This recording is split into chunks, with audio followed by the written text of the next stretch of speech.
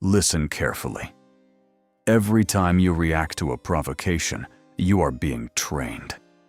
Like a puppet, your strings are pulled by the opinions, insults, and judgments of others. They speak, and you dance. They attack, and you defend. Most people believe that silence is a sign of submission. They think that by not answering, they have lost the battle. But they are playing a child's game. In the world of power, the one who does not react is the one who holds the keys to the room. Silence is a psychological vacuum. When you refuse to fill the space with your excuses, you force the other person to confront their own reflection. You become a mirror, and most people are terrified of what they see when the noise stops. Why is it so hard to stay quiet? Why does your chest tighten, your heart race, and your throat dry up when you are being misunderstood? To understand the power of silence, we must first understand the prison of your biology. Inside your brain, there is an ancient guardian, the amygdala. It hasn't changed much in 100,000 years. In the age of ancestors, your survival depended entirely on the tribe. If the group perceived you as a thief, a liar, or a failure, you were cast out into the wilderness. And in the wilderness, you died.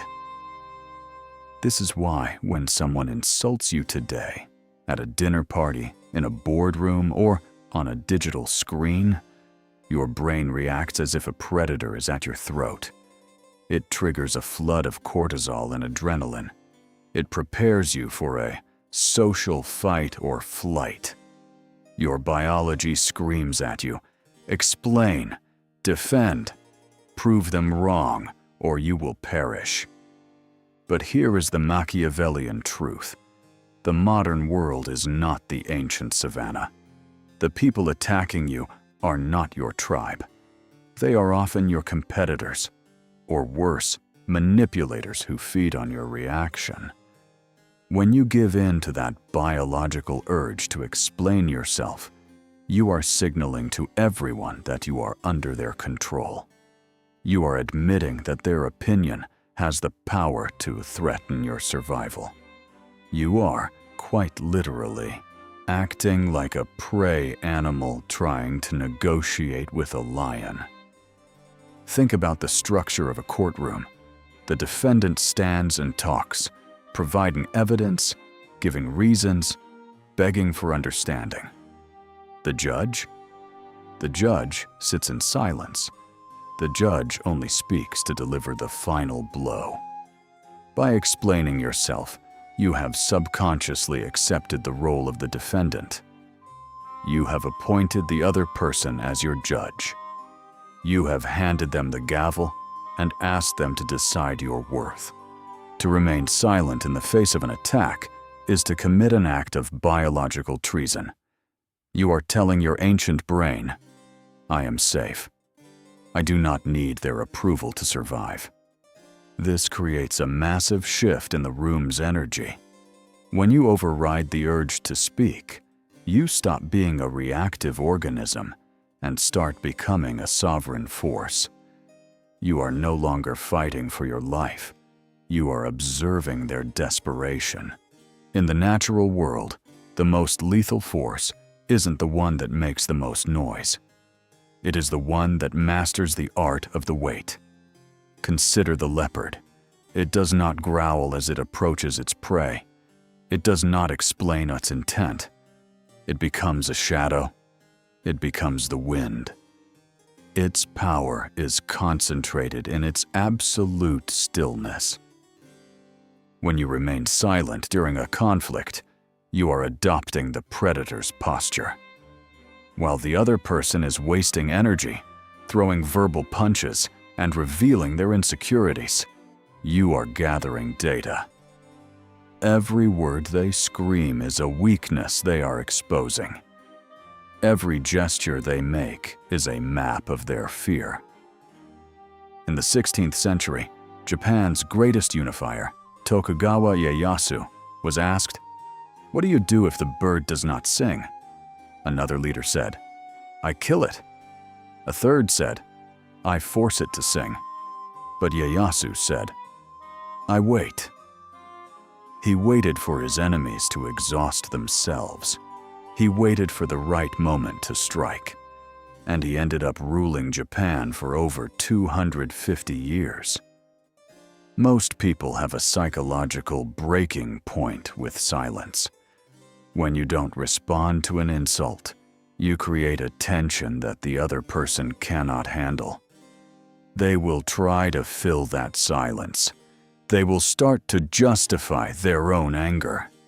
They will start to stumble over their own words. They will eventually expose their own throat because they are desperate for you to say something. This is what we call the vacuum effect. Silence creates a void, and nature abhors a vacuum. By not reacting, you force them to rush into that void. They will over-explain. They will reveal secrets they shouldn't. They will become the prey, trapped in the web of their own noise.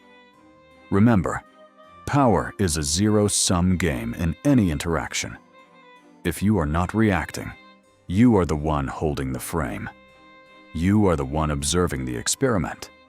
The person talking is the subject. The person listening is the scientist. Which one would you rather be? Silence is your shield, but there are moments when you must draw the sword.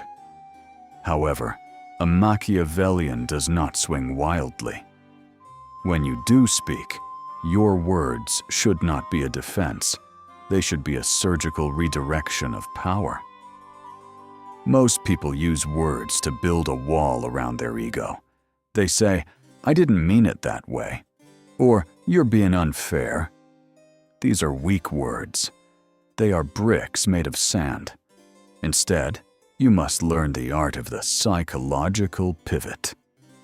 If you must break your silence, do it with a question, not an answer. A question forces the attacker back onto their heels. It places the burden of proof on them. If someone says, "You're being incredibly selfish right now," don't deny it. Look them in the eye.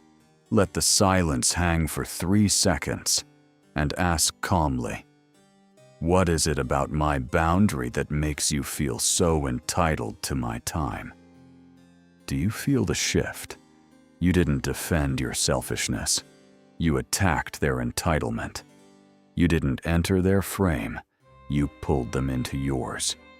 You became the judge, and they became the one explaining themselves. Another lethal technique is amused mastery. This is the verbal equivalent of a shrug. When someone tries to wound you with a label, you don't fight the label. You embrace it and make it look small. If they call you arrogant, you smile slightly and say, "I prefer the term justifiably confident, but I understand why it looks like arrogance from where you're standing." You are not fighting the fire, you are playing with it. This signals that you are so secure in your reality that their insults feel like a child throwing pebbles at a fortress. It's not that you're being mean, it's that you are being untouchable. Remember, the person who explains the most loses the most. Every sentence you utter after an accusation is a potential leak in your power. If you can't win the interaction with 5 words, you won't win it with 500. Use your words like a sniper uses bullets. 1 shot, 1 kill. Then return to the silence. Let them sit with the echo of what you just said. Let them wonder if you're angry, or if you simply don't care. The uncertainty is where your power lives. All the techniques in the world are useless if your internal foundation is built on sand. You can stay silent for an hour, but if your eyes are pleading for approval, the world will see right through you. To master silence, you must first build an internal fortress, a place where other people's opinions come to die. Marcus Aurelius, the philosopher king, once wrote, "You have power over your mind, not outside events. Realize this, and you will find strength." The reason you feel the desperate urge to explain yourself is that you have outsourced your worth. You have given your keys to your neighbors, your colleagues, and even your enemies. You are waiting for them to tell you that you are good, so that you can finally breathe. Building the fortress means reclaiming those keys. It means realizing that a character assassination only works if you provide the character to be assassinated. If you know who you are, if you have faced your own shadows and accepted your own flaws, then an insult is nothing more than noise. It is just wind hitting a mountain. Does the mountain explain itself to the wind? No, it simply remains. This is the sovereign mindset. It is the realization that you are not a protagonist in everyone else's story. You are the author of your own. When you stop caring about being understood, you gain a terrifying amount of freedom. Because the person who needs to be understood is a prisoner. They are constantly adjusting their mask, tuning their voice, and editing their life to fit the expectations of a crowd that isn't even paying attention. To sit in silence while someone judges you is the ultimate test of this fortress. It is a form of spiritual shadow work. You are sitting in the fire of discomfort, letting the ego burn away until only the truth remains. You aren't being cold. You aren't being arrogant. You are simply being centered. The world is chaotic. People are unstable. If your peace depends on their agreement, you will never be free. But if you build your fortress deep within, you can walk through any storm, hear any accusation, and remain as still as a statue in an empty cathedral. Silence is not just a tactic. It is the sound of a soul that no longer needs permission to exist. So, we come to the end of the theory and the beginning of your reality. You now have the blueprints to the fortress of silence. But a blueprint never protected anyone from a storm. Only the walls you build can do that. Here is my challenge to you. For the next 7 days, I want you to go on a vow of non-defense. If someone misunderstands you, let them. If someone blames you for something trivial, don't give the excuse. If someone tries to bait you into an argument, look them in the eye, nod, and go back to what you were doing. Feel the fire of the urge to speak rising in your throat. Feel the panic of your ego as it screams for validation. And then, watch that fire die out. You will notice something strange. At first, people will be confused. Then, they will be annoyed. But eventually, they will become careful around you. They will realize that their words no longer have the power to move your needle. You are reclaiming the energy you've been leaking for years. You are no longer a prey animal, scurrying to explain your existence. You are a sovereign entity. The world is loud. Everyone is shouting, begging for a click, a like, or a moment of attention. In this sea of noise, the one who can remain silent is the one who leads. Because silence is the ultimate signal of certainty.